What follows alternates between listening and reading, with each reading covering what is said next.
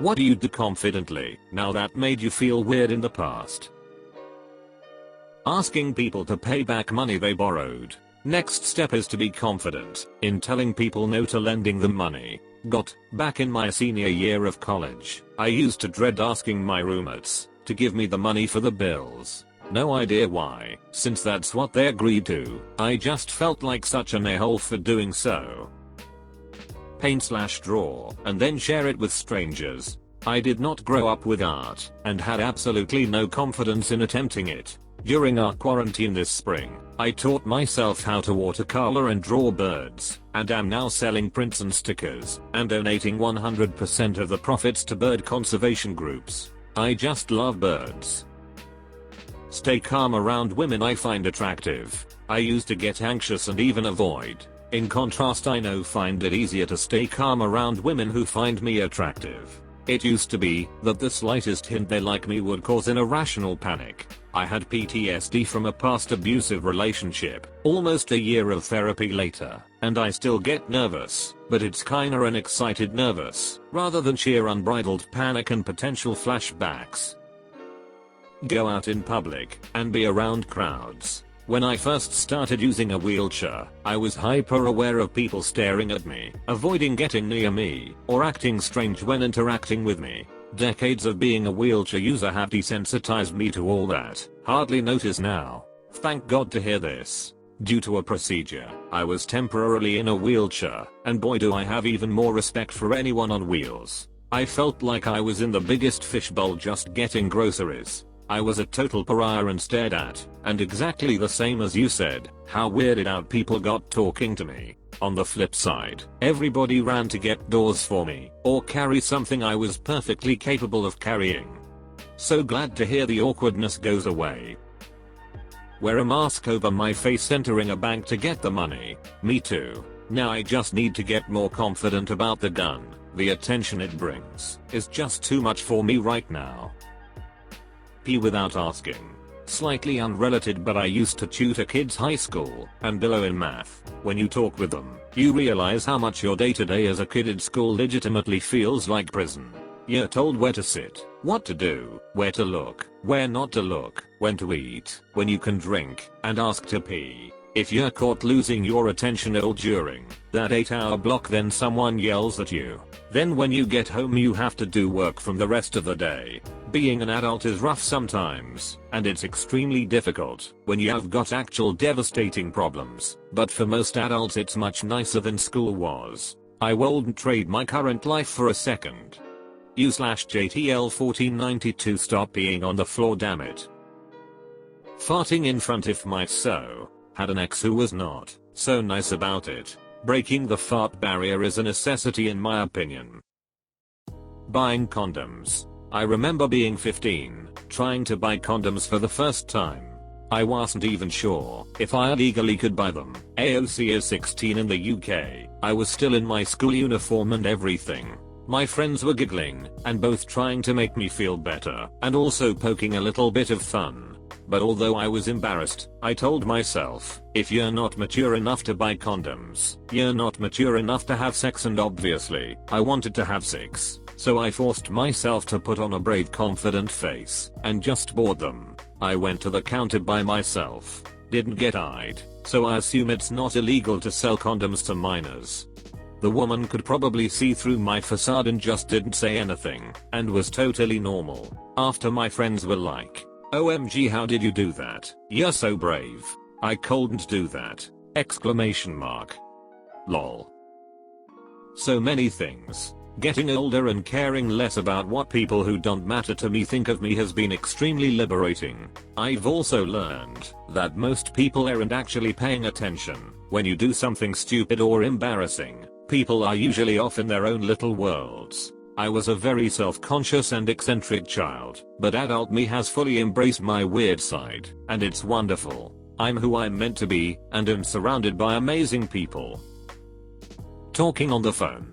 I was crippling shy as a teenager, to the point I'd have to script what I was going to say before doing something like phoning for an appointment. Then age 21 I got a job in a call center, and nowadays I can phone anyone with ease, though I'd never say it's my favorite thing. I'll even complain about shoddy customer service on the phone now. Flood therapy works. English. I used to be terrible and my accent still sucks sometimes, but after more than 20 years of practice and a bachelor degree from an English university, now I'm quite proud to be bilingual. Nothing wrong with having an accent for languages other than your mother tongue. Telling people the music I like. I have a dedicated playlist of acceptable songs that I use when playing music out loud because I'm terribly self-conscious of my music taste despite it not being a big deal at all. I have this too. It's labeled SAMPL. Socially Acceptable Music Playlist. When I ask people what music they like, they always get super cagey. Like, I'm not going to judge you, I promise. I just want to know more about you. Embrace the power of the pause. When asking someone a question, allow the silent pause after the question to build tension that compels them to answer. The longer the silence, the more compelling the tension, the more effective to get someone talking. I'm the fat girl in the gym. For my entire adulthood, I would hold back my workouts for fear of jiggling, sweat, boobs bouncing, heavy breathing. I get red in the face with any exertion. Finally, I got some quality clothes that fit properly, really good bras that keep the girls in check, and now I'm really proud of how hard I work. I sweat through my clothes every workout. My hair gets soaked. I love leaving drips underneath my heavy bag. Now my coaches use me as an example of what to do if you want higher intensity in the exercise we are doing. I love it. Only 2 more hours until class starts. I used to be super self-conscious going to the gym. I'd always be the smallest guy there surrounded by a bunch of juiced out meatheads. They're putting up multiple 45-pound plates, while I'm struggling with 25 lbs. Eventually I realized those meatheads actually encourage you for being there, and they had to start somewhere too, and chances are, if you need some advice on something, they are more than willing to help. Walking down the street, realizing I was going in the wrong direction, and making a U-turn without pretending to have forgotten something. Same here. My old tactic, since the cell phone era began, was to stop in front of some building, look around like I was waiting for someone, and pretend to call or text that person until I was certain that anyone who might have seen me was well out of distance before turning around. I just say for frick's sake and turn around. Generally I turn around because I've forgotten something, and then everyone in the area knows my pain and gets it. This shit always happened to me the few times I had to work in New York City. I'd get embarrassed and just circle the block lol. People in New York City don't give a frick. No one does. It's all inside our own heads. Say no. A lot of people struggle with saying no. I used to struggle with it as well. I got a lot of advice to be unapologetic. You don't owe anyone anything. You don't have to give a reason to say no. That is stupid advice. That is obviously going to harm your relationships. Instead I realized that most people are reasonable. I present my case in a way that the other person can understand and explain why I need to say no. Almost everyone understands and does not want to put you in a difficult situation. If the other person is not reasonable, there is no point explaining further. Then you just gotta say no. But you need to try to explain first. Swim without a shirt on. My sisters made fun of how I looked without a shirt on when I was like 12, and it stuck with me for years. Just the other day I went to the beach and realized that I finally don't care anymore. I was that way too. I finally realized that there's people not wearing a shirt that are in much worse shape than me, so I finally said screw it. As I've been growing up, I found it more uncomfortable to wear a shirt while swimming. It sort of sticks to you, and it's annoying to get it off. One day, I forgot my shirt, so I just swam without it. It was great. Going out not caring what I look like / what I'm wearing. Good answer. Spotlight effect is real. No one cares what you look like in public. Go out without makeup. I wore makeup once for a school play. I'm a guy, and I looked so good I kinda want to wear some every day. Saying how I feel. I'd usually bottle things up because I didn't want to upset anyone. No more storing up the anger till I explode. If any of you does something I don't like, you're gonna hear about it. Alright. Crouches and, if you really tick me off, I'm gonna run you down with my car. Crowd gets worried. Going out for a meal on my own. Once you work in a restaurant you realize how many people come in alone. It's no big deal. Definitely agree with this. I waitressed at breakfast and dinner places and never judged any tables for coming in alone.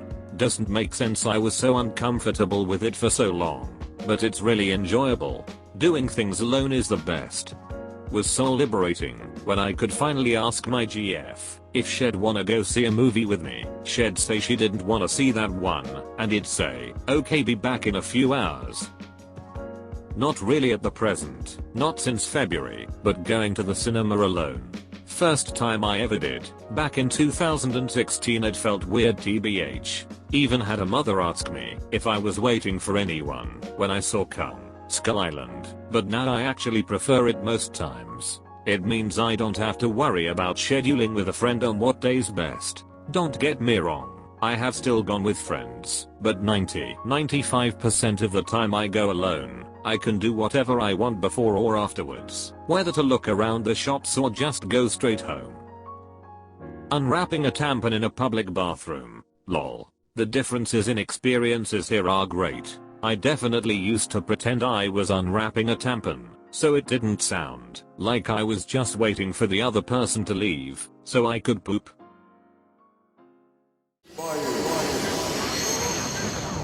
Bye.